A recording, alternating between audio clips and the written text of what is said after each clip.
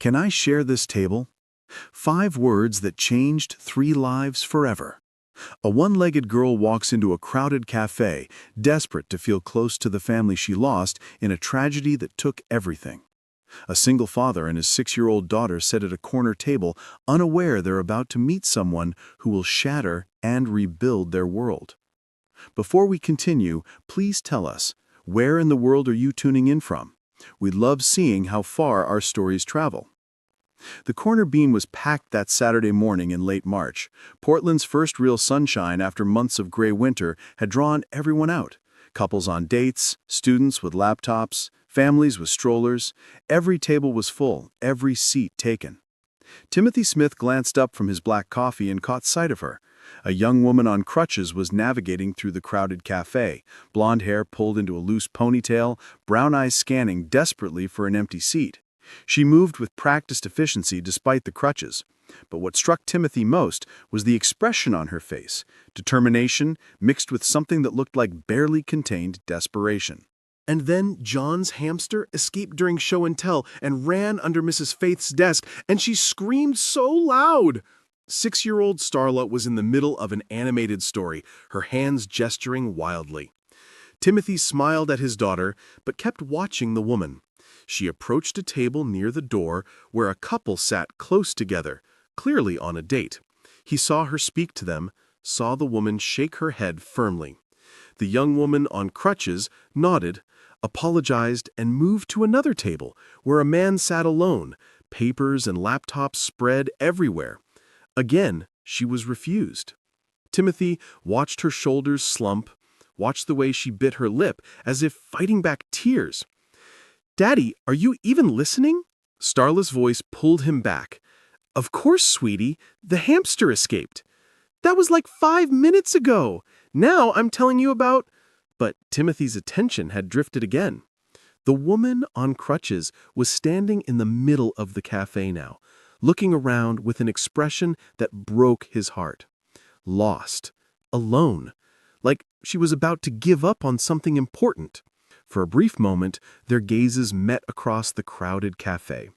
Timothy saw vulnerability there, hope, and a deep sadness that seemed to radiate from her very core. She took a breath, adjusted her crutches, and started walking towards them. "Excuse me," she said softly when she reached their corner table by the window. Her voice was steady, but Timothy could hear the emotion trembling underneath. "I'm so sorry to bother you. I know this is probably strange, but would you mind if I shared this table with you? The cafe is completely full, and I—" She paused, and her eyes glistened with unshed tears. "I really need to be here today. It's very important to me." Timothy stood immediately, pulling out the empty chair across from them. "Of course. Please, sit. I'm Timothy, and this is my daughter Starla." Relief washed over the young woman's face like sunrise breaking through storm clouds. She carefully settled into the chair and propped her crutches against the wall beside her. Thank you so much. I'm Moon." She looked at them both, and Timothy saw her eyes were wet with tears that hadn't quite fallen. "I asked those other tables first, but they said they needed privacy. I was starting to think I'd have to leave, and Her voice caught in her throat. "I really couldn't bear to leave without being here for a while." "We are happy to share our table," Timothy said warmly. "This place gets crazy when the weather's nice." Starla, never one to be shy, leaned forward with bright curiosity. "We come here every single Saturday. It's our special tradition. I always get hot chocolate with extra whipped cream, and Daddy gets boring black coffee." She wrinkled her nose at Timothy's mug. "Do you like hot chocolate?" Moon smiled, and despite the sadness that clung to her, the smile reached her eyes. "I love hot chocolate. That sounds perfect for today." A server appeared, and Moon ordered coffee and a croissant. As the server left, Starla launched into conversation with the enthusiasm only a 6-year-old could muster. "I'm in 1st grade, and my teacher is Mrs. Faith, and she has a hamster in our classroom named Cheeto because he's orange and fluffy. Do you have any pets?" "I don't right now," Moon said, her fingers wrapped around her coffee cup like she was trying to absorb its warmth. "But I used to have a cat named Luna. She was gray with white paws. That's such a pretty name. Luna means moon in Spanish. My friend Maya taught me that. Her family speaks Spanish. Moon's smile widened.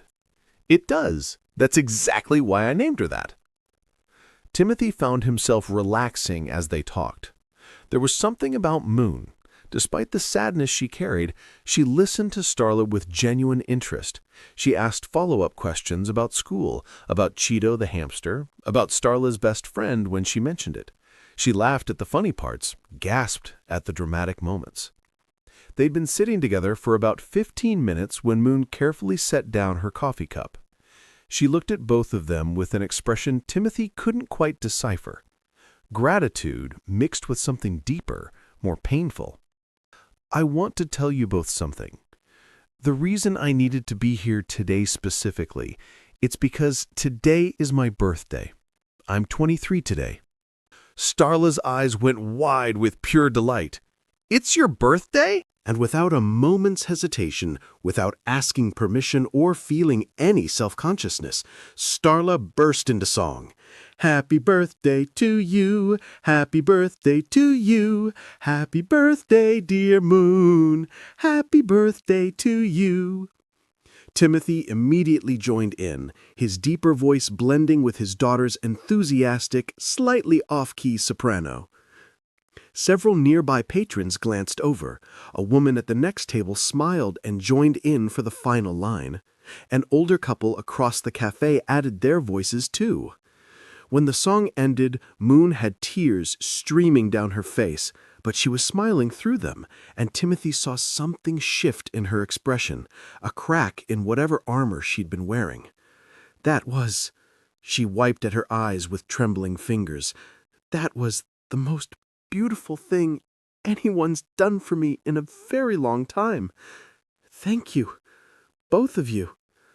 Everyone needs birthday songs, Starla declared with absolute conviction. Then her face lit up with another idea. Daddy, we need to get her a birthday cake. You can't have a birthday without cake. Oh no, please, Moon started to protest, shaking her head. Timothy glanced toward the display case near the counter where the cafe kept their fresh pastries and small cakes. They actually make really good cakes here. Would that be okay? It's your birthday. You should definitely have cake. You've both been so incredibly kind already, Moon said with her voice thick with emotion. I don't want to be any trouble. You're not trouble at all, Timothy said gently. Really, please let us celebrate with you. Despite Moon's continued protests, Timothy excused himself and went to the counter. He returned a few minutes later carrying a small chocolate cake with vanilla buttercream frosting and a single candle. When he lit the candle, several people at nearby tables noticed. Someone started singing again, and soon their entire corner of the cafe had joined in. Moon closed her eyes, and Timothy saw her lips move, making a wish. She blew out the candle. A small ripple of applause spread through the space. Okay, birthday girl gets the first piece, and the biggest piece, Starla announced, taking charge of the cake distribution with serious authority. As they shared the cake, something shifted in the atmosphere. The sweetness of the moment, the unexpected kindness from strangers, seemed to crack open something in Moon that had been locked tight. This cafe, she began, her voice barely above a whisper, staring down at her plate. This was my family's place. Our Saturday morning tradition, exactly like yours. Timothy felt his chest tighten. He glanced at Starla, who had stopped eating her cake, her intuitive child sense picking up on the weight of what was coming. Moon looked up, meeting Timothy's eyes. Me, my little sister Kennedy, and our parents. We live just a few blocks from here, in a small apartment above a bookstore. My dad was a firefighter at Station 14, and my mom was a pediatric nurse at Dornbecker Children's Hospital. She paused, and Timothy saw her hands begin to tremble around her fork. We never had much money, but Saturday mornings here at the Corner Bean, these were the happiest times of my entire life. Kennedy would always order strawberry waffles with extra syrup. My dad made these terrible jokes that made my mom groan but made us laugh. My mom would steal bites of everyone's food. We'd sit at a table just like this one, and for those few hours, nothing else mattered. Timothy reached across the table instinctively, placing his hand gently over hers. "What happened, Moon?" She closed her eyes, and a tear slipped down her cheek. 2 years ago, there was a gas leak in our apartment building. The landlord had been warned multiple times about the old, corroded pipes. He always said he'd get to it next month, next month, next month. We were all asleep when it happened. Her voice broke, fracturing into pieces. The explosion... I woke up in the hospital 3 days later. The entire building had collapsed. I was trapped under concrete and steel beams for almost 6 hours before the rescue team could reach me. My left leg was completely crushed. The doctor said there was no way to save it. They had to amputate it. Starla's eyes were wide, shimmering with tears. Timothy tightened his grip on Moon's hand. My parents and Kennedy... Moon's voice shattered completely.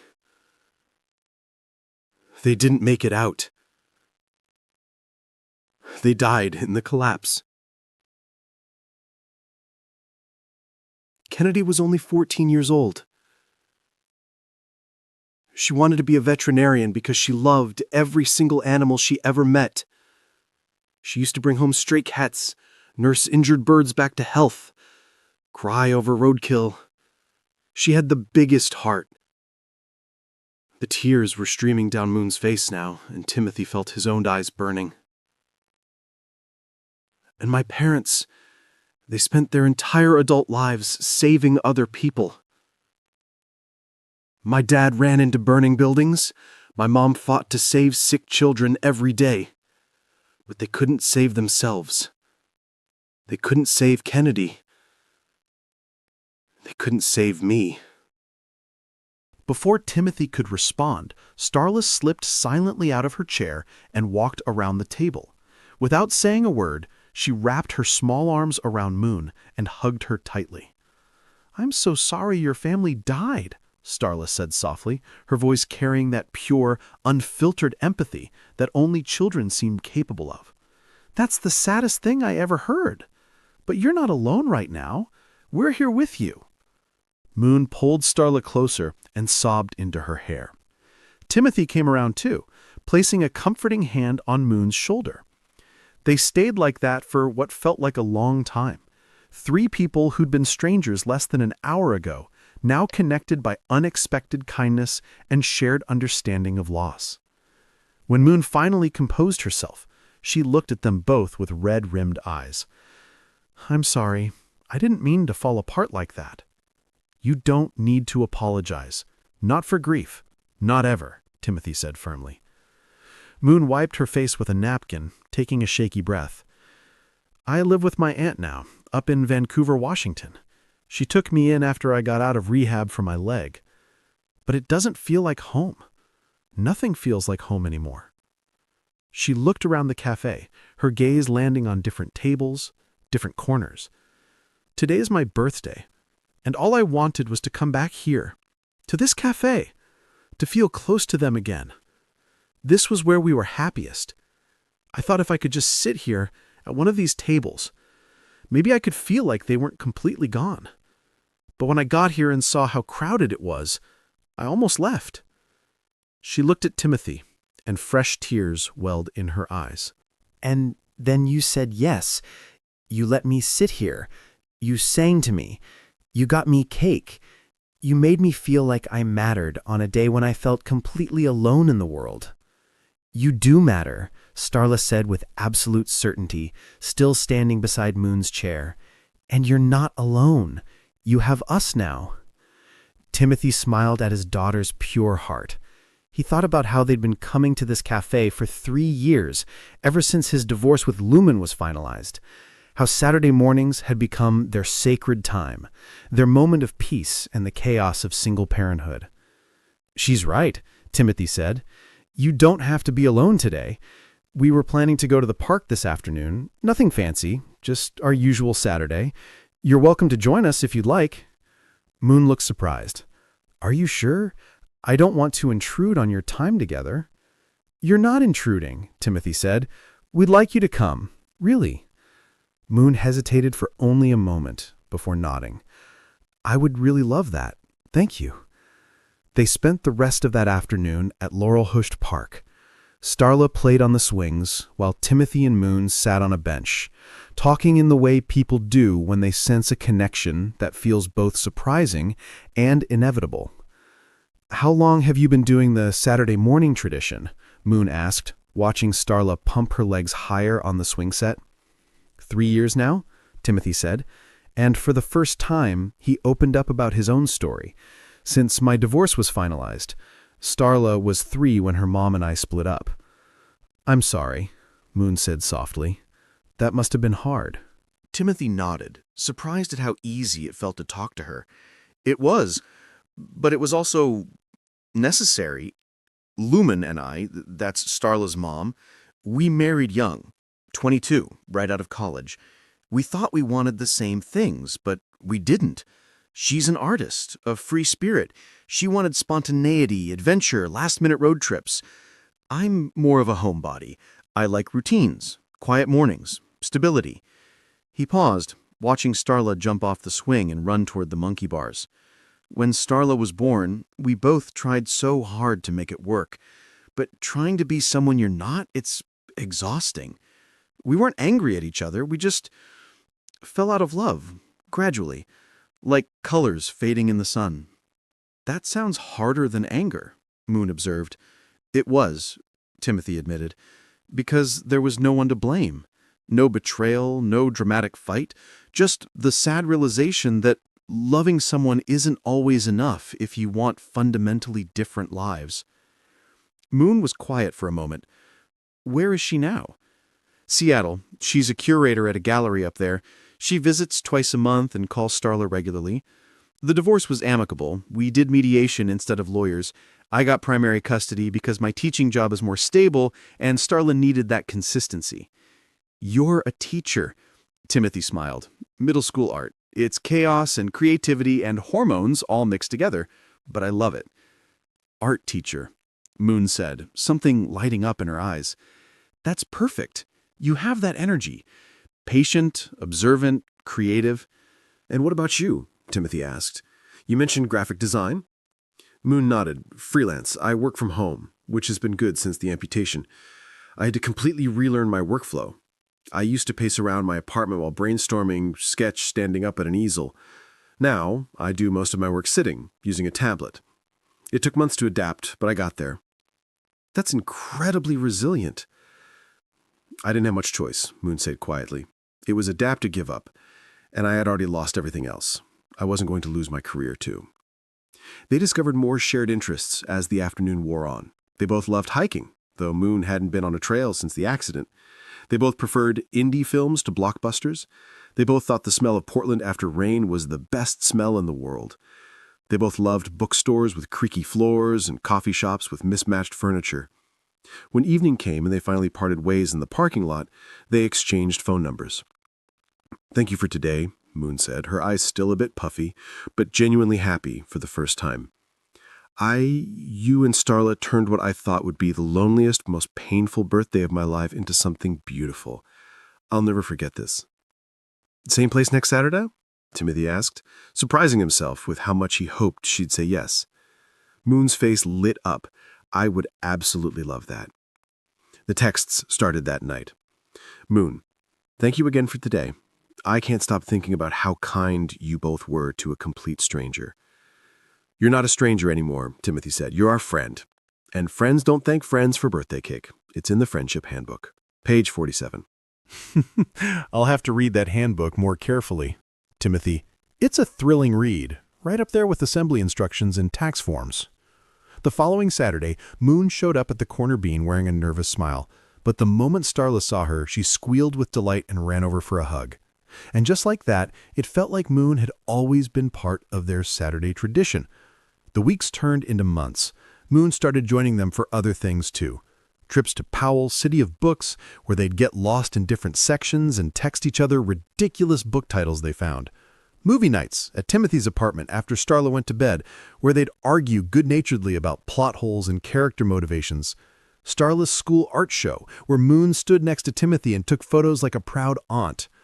Moon taught Starla how to draw cartoon characters, sitting at Timothy's kitchen table with colored pencils spread everywhere. Timothy and Moon would text late into the night about everything and nothing. Funny memes, random observations about their days, deep conversations about grief and hope and rebuilding. 2 months after they met, Moon made a decision. "I'm moving to Portland," she told Timothy one evening. They were sitting on his couch after Starla had gone to bed, watching a documentary neither of them was really paying attention to. Timothy's heart did a little flip.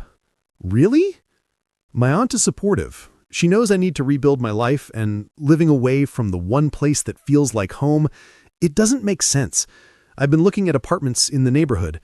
There's a studio available 3 blocks from here." "That's amazing," Timothy said, trying to keep his voice casual even though his heart was racing. "I can help you move." "You don't have to."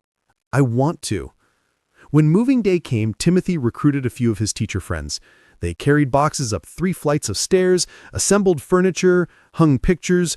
Moon ordered pizza for everyone, and by the end of the day, her studio apartment felt like home. 3 months into their friendship, Moon was fully integrated into their lives.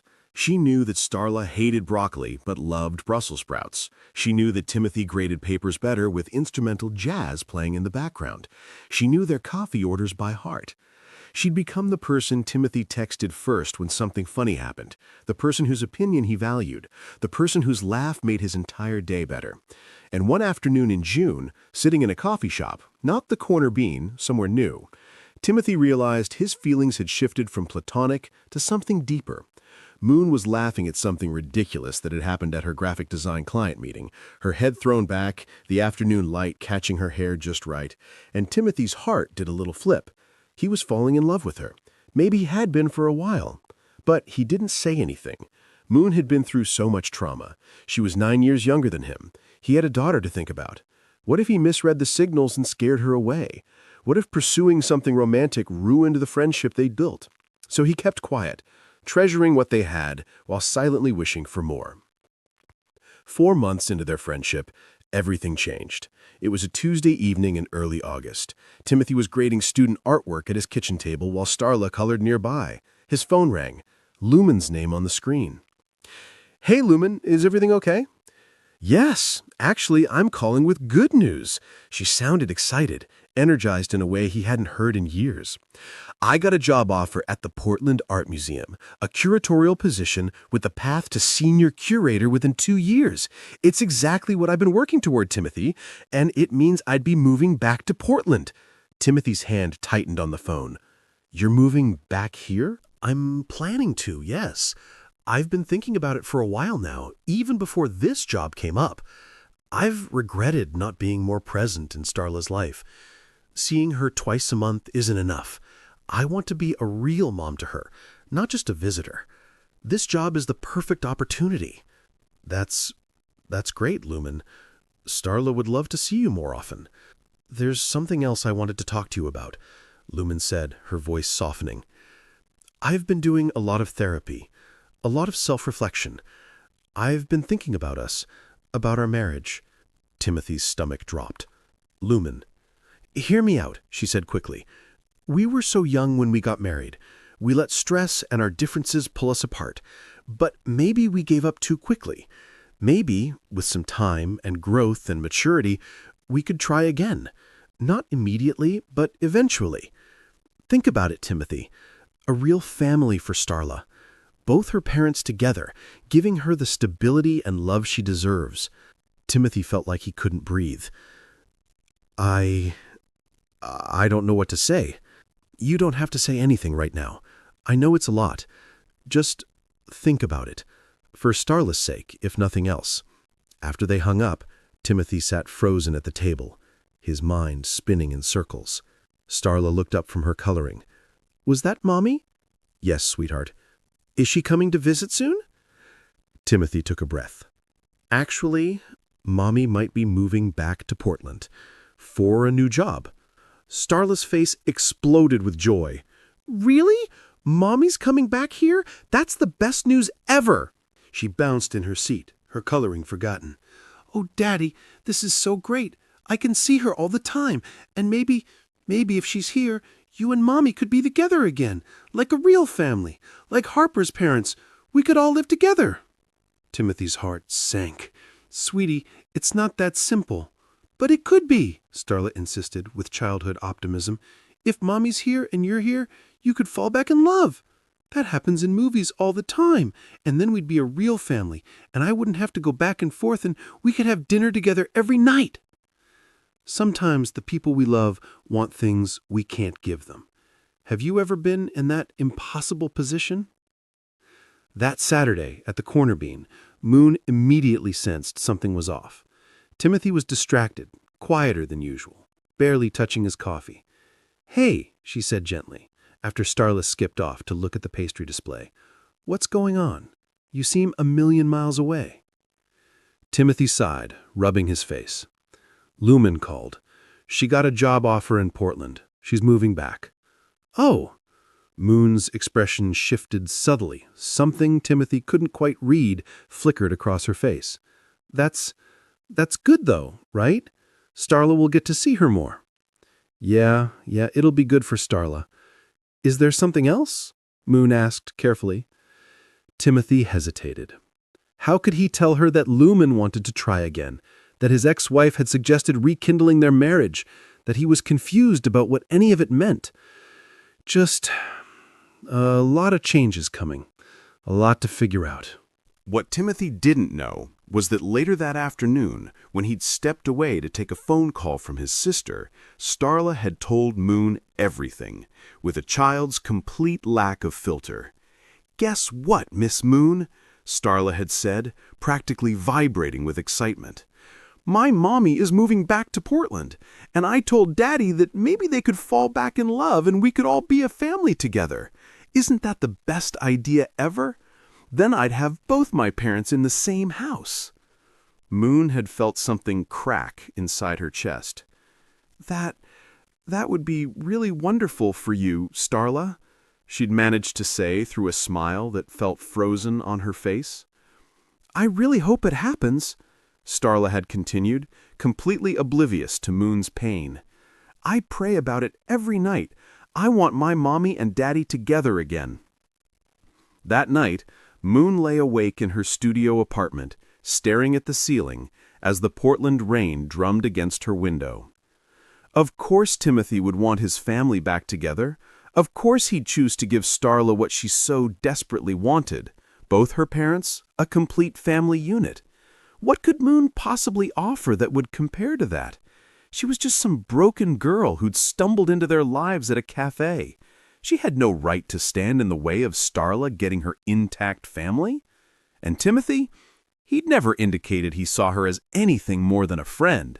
She'd been foolish to let herself fall in love with him. Foolish to imagine he might feel the same way. Over the next 2 weeks, Moon slowly began pulling away. Timothy's tried to stay optimistic, but it was becoming harder and harder. He missed his morning coffees with Moon and the spark she brought to their evenings. "Want to come over for movie night Friday?" "I can't, sorry. Swamped with a big freelance deadline." "Saturday coffee?"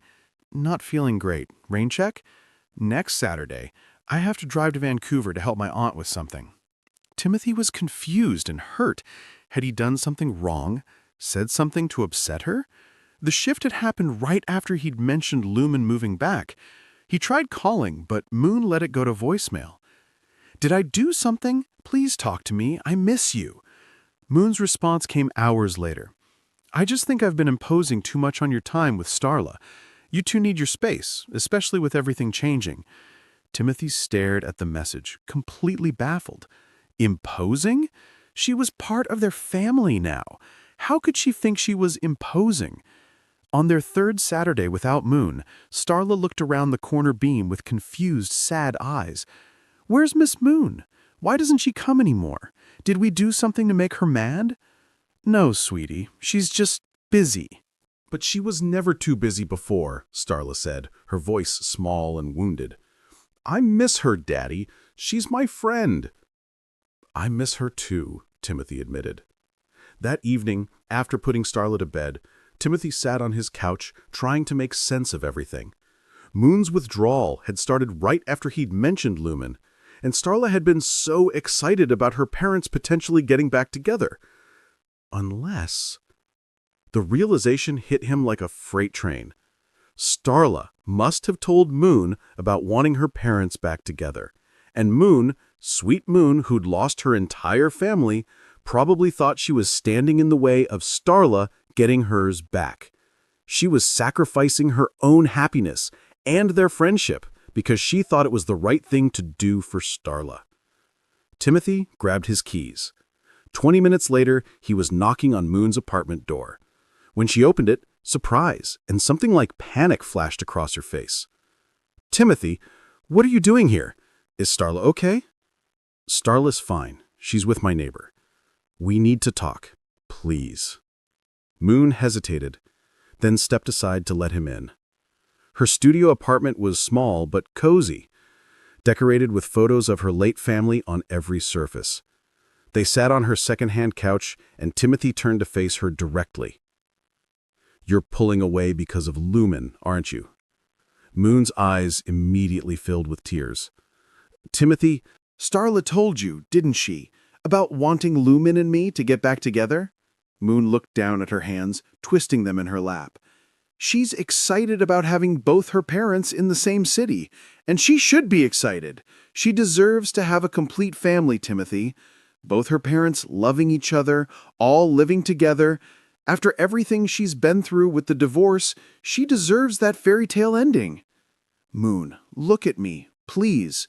She met his eyes, and he saw tears spilling down her cheeks. I need you to understand something, Timothy said firmly, reaching for her hands. Lumen and I are not getting back together. We're not in love. We haven't been for years. Moving to the same city doesn't change that fundamental truth. But she wants to try again. She mentioned it as a possibility, Timothy corrected, and I haven't seriously considered it for even a second. Lumen and I don't belong together. We never really did. We were young and in love with the idea of love, but we weren't compatible as life partners. That hasn't changed. But Starla wants... Starla is 6 years old, Timothy said gently but firmly.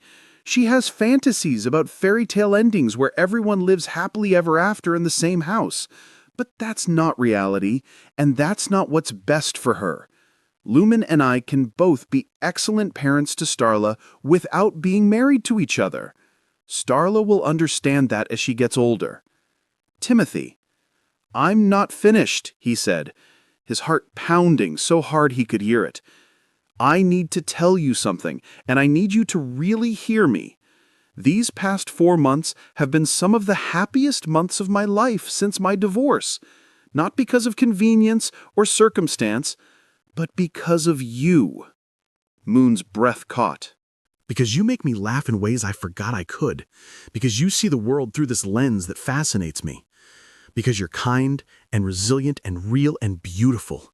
Because when I'm with you, everything feels right in a way it never ever felt with Lumen. Tears were streaming down Moon's face now. You can't say things like that. Why not? It's the truth.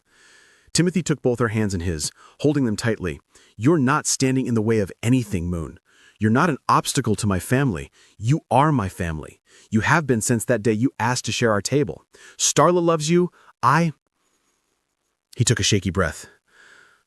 I love you. I'm in love with you. I have been for weeks, maybe months, and I hope you might feel the same way. Moon stared at him, tears streaming down her face, her breath coming in shaky gasps. I do. I've been falling in love with you since you sang happy birthday to a stranger and made her feel seen. But I couldn't. I thought I was being selfish. I couldn't let myself hope that you... Timothy pulled her into his arms, and she sobbed against his chest, months of suppressed feelings pouring out. He held her tightly, one hand cradling the back of her head, the other wrapped around her waist. You're allowed to hope, he murmured into her hair. "You're allowed to want things. You're allowed to be loved, Moon. You're allowed to be happy." "I love you," Moon said, pulling back to look at him through her tears. "I love you so much, and I love Starla, but I'm so scared." "Of what?" "Of messing this up. Of you realizing I'm not enough. Of Starla resenting me for not being her mother. Of—" Timothy kissed her. It was soft and gentle and full of months of unspoken longing, full of all the words he'd been too afraid to say. When they pulled apart, he rested his forehead against hers. "You are enough," he said firmly, his hands cupping her face. "You are more than enough, and we'll figure everything out together. Lumen moving back, the new co-parenting arrangement, all of it. But please don't pull away from us. Don't leave us. We need you." "I won't leave," Moon promised, her hands clutching his shirt like a lifeline. "I'm sorry I tried to. I'm so sorry." "You don't have to apologize," Timothy said, kissing her forehead. "You being in our lives is what's right." They held each other for a long time, the Portland rain continuing its steady rhythm against the window, washing away fear and doubt and leaving only the truth between them. The next morning, Timothy sat Starla down for an important conversation at their kitchen table. "Sweetie, I need to talk to you about Mommy moving back to Portland." Starla looked up at him with hopeful eyes, a piece of toast halfway to her mouth. Mommy and Daddy both love you more than anything in the world, and Mommy wants to move here so she can see you much more often, which is wonderful. But, he took a breath, Mommy and Daddy are not getting back together. Starla's face fell, the toast forgotten. But why? If she's here... Because sometimes people who care about each other realize they're better as friends than as married people. Mommy and I tried really hard when we were married, but we just weren't happy together the way married people should be. We made each other sad more than we made each other happy. But I want us all to be together, Starla said, her voice quavering, tears welling in her eyes.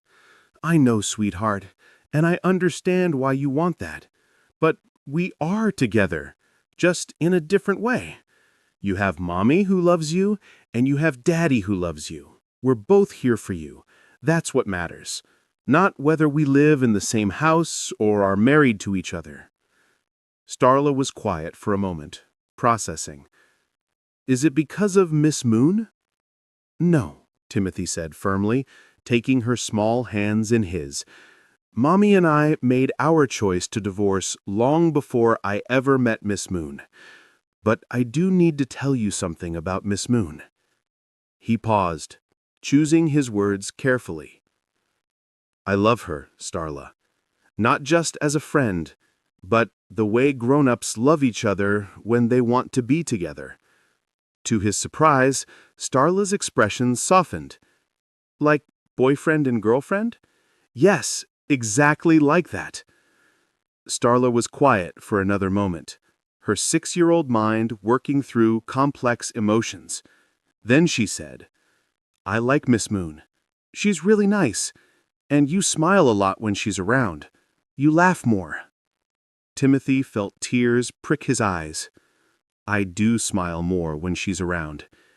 Can she still come to Saturday coffee with us? Always, sweetheart, always. Starla nodded slowly, then climbed into Timothy's lap and hugged him. I still wish you and Mommy could be together, she said honestly, her small voice muffled against his chest. But I guess if you're happy with Miss Moon, that's okay too. Thank you for understanding, baby girl. When Lumen moved back to Portland 6 weeks later, she and Timothy worked out a new custody arrangement over coffee at a neutral cafe. Starla would stay with Lumen every other weekend and one weeknight for dinner. It took some adjustment, but it worked. The first time Lumen came to pick up Starla from Timothy's apartment, she met Moon. After Starla ran excitedly to pack her overnight bag, the two women stood somewhat awkwardly in the doorway. Lumen was exactly as Moon had pictured, tall, artistic, with paint-stained fingers and expressive eyes. So, you're Moon, Lumen said. and her expression was hard to read. "I am," Moon said quietly, her heart racing. "I want you to know I'm not trying to replace you. Your starless mother. I would never—" She knew what I was saying. "I know," Lumen interrupted, and to Moon's surprise, she smiled. It was genuine, reaching her eyes. "Starla talks about you constantly. Miss Moon taught me this, Miss Moon said that. I can tell she loves you, and I can see that you make Timothy happy in ways I never could." She paused, glancing back toward Timothy, who was in Starla's room helping her pack. "I thought I wanted to try again with him, but the truth is, I was lonely, and I confused wanting to be a better mom with wanting to be his wife again. Those are two different things." She looked back at Moon. "I'm actually glad he found you. Take care of them. They're both pretty special." Moon felt tears spring to her eyes. "Thank you. That means more than you know." "Take good care of my girl," Lumen said, her voice soft. "Not just Timothy, Starla too." "I will. I absolutely will." Over time, Lumen and Moon developed a respectful co-parenting relationship built on their shared love for Starla. There were awkward moments and adjustments, school events, holidays, but they navigated them with grace and maturity, always putting Starla first. 8 months after that first meeting at the Corner Bean, on a Saturday morning at their usual table, Timothy got down on one knee. Starla stood beside him, wearing her best dress and holding a small velvet box, practically vibrating with barely contained excitement. The cafe had quieted, other patrons noticing what was happening.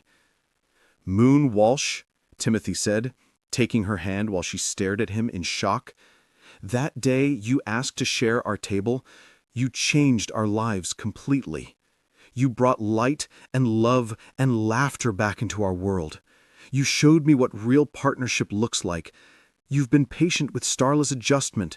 You've been gracious with Lumen. You've been everything I didn't know I needed." His voice wavered with emotion. "Will you marry us? Will you officially become part of our family?" Moon was crying and laughing at the same time, her hand covering her mouth. "Yes! Yes, absolutely yes!" Starla opened the box to reveal a beautiful ring, simple, elegant, with a small diamond that caught the morning light. The whole cafe erupted in applause, the same patrons who'd sung happy birthday 8 months ago, now celebrating this new beginning. Timothy slipped the ring on Moon's finger and kissed her, and Starla threw her arms around both of them. The owner of the Corner Bean brought out a bottle of champagne for Timothy and Moon and hot chocolate for Starla, on the house.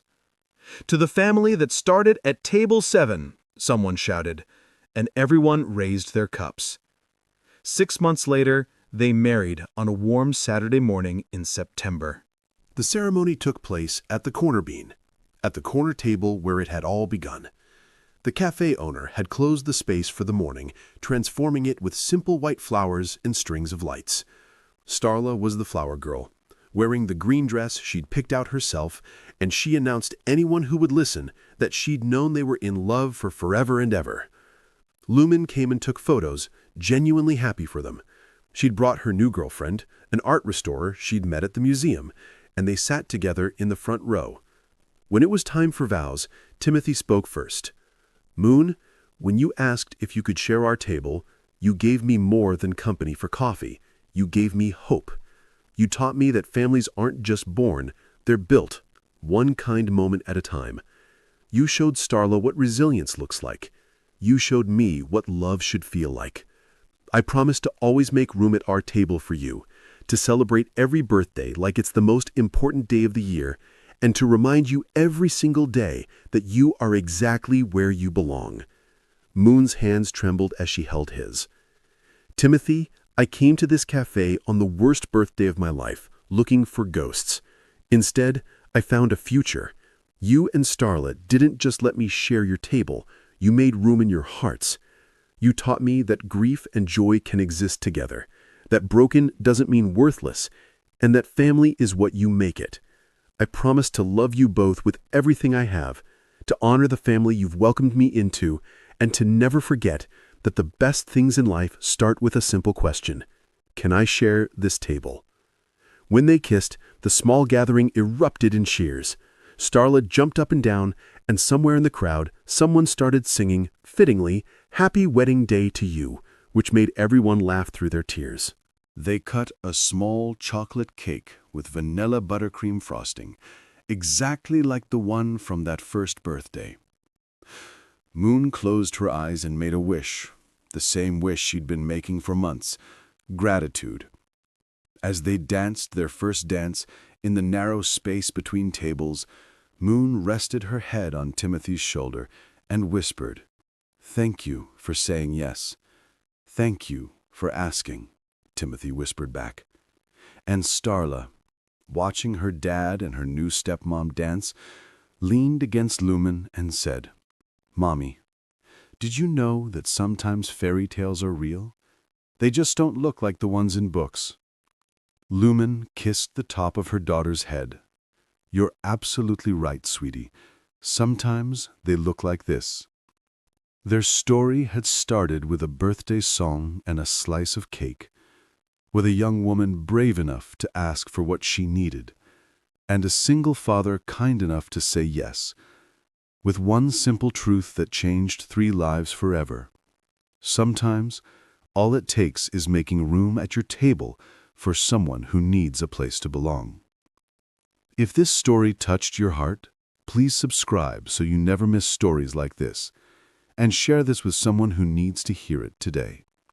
Because sometimes the smallest acts of kindness can change absolutely everything. Thank you for sharing this table with us.